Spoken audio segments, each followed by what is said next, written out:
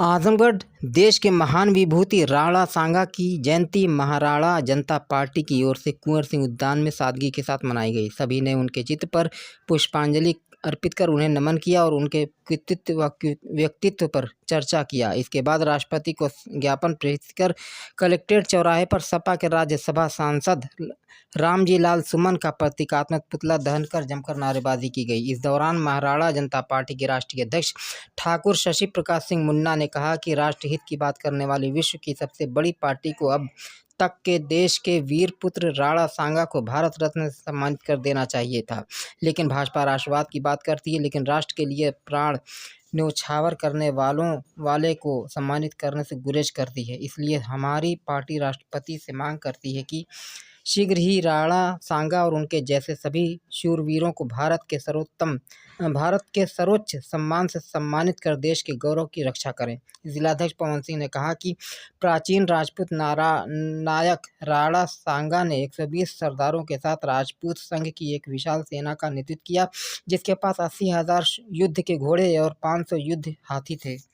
राणा सांगा के शरीर पर 80 घाव लगे और युद्ध के मैदान में उनका एक हाथ और एक आंख चली गई। जब दिल्ली, गुजरात और मालवा के मुस्लिम राजाओं ने बार बार उनके राज्य पर आक्रमण किया तो चित्तौड़ के राणा सांगा ने अपने राष्ट्र की बहादुरी से रक्षा की। राणा सांगा के कार्यकाल में मेवाड़ समृद्धि के शिखर पर पहुंच गया।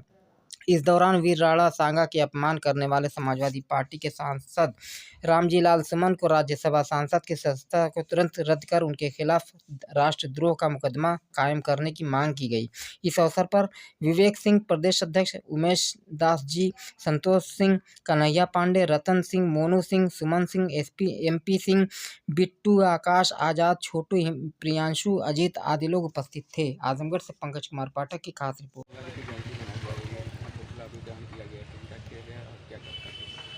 जी, उत्तर प्रदेश में एक बड़ा कार्यक्रम आगरा हो रहा है।